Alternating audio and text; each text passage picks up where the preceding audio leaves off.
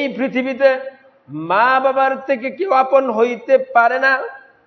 এবং তুমি যে কাজের ভিতরেই যাও, যত রাত হোক না কেন, তোমার মা তোমার জন্য অপেক্ষা করে, ঠিক না?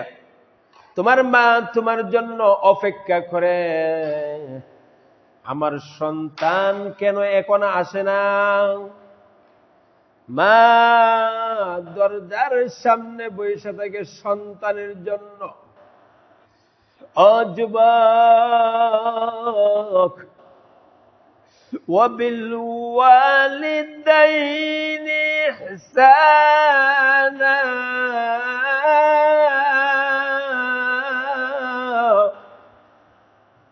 وبالوالدين إحسانا মা বাবার প্রতি ইহসান আনো রে যুবক।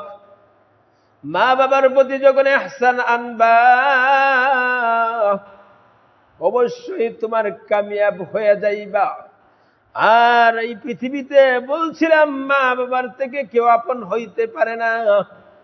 সন্তান যদি কোনো জায়গা দূরে থাকে, আর মা জনম দুঃখিনী যখন 1 মাস 2 মাস যখন সন্তানের কাছে পাই না, আর যখন কিছুদিন দেখে সন্তান আসতেছে, মাকে কল দিয়েছে, মা আমি বাড়িতে আসতেছি, মা সন্তানের জন্য অপেক্ষা করতেছে। ওরে আব্দুর রহমান,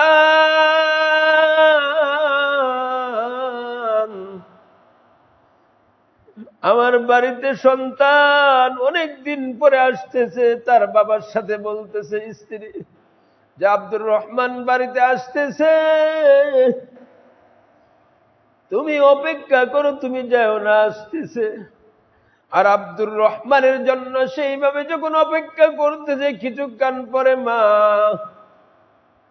এই দিকে তাকাইতেছে, সন্তান এখনো আসে না। আর যখন মা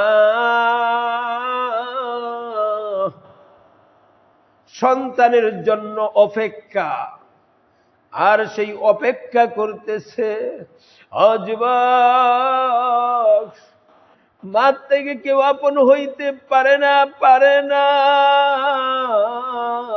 তুমি মাকে কিভাবে কষ্ট দাও, মাকে তুমি কিভাবে কষ্ট দাও রে যুবক? তোমার কি দয়া লাগে না? তোমার কি মায়া লাগে না? আমারি মা, আমারি মা,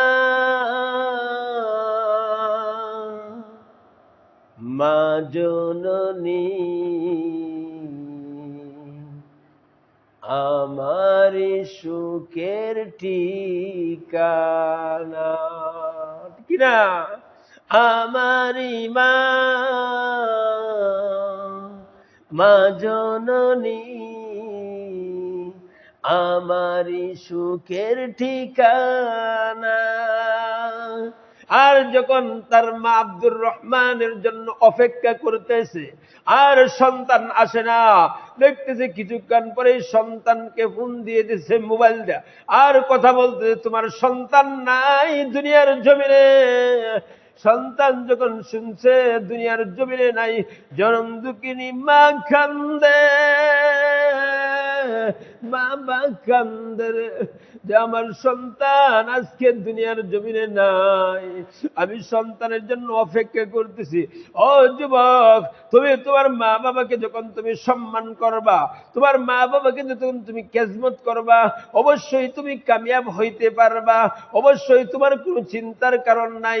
আর যখন তুমি নামাজ পড়ে মা বাবার জন্য দোয়া করবা, আল্লাহ তোমার অবশ্যই আশা আকাঙ্ক্ষা দোয়া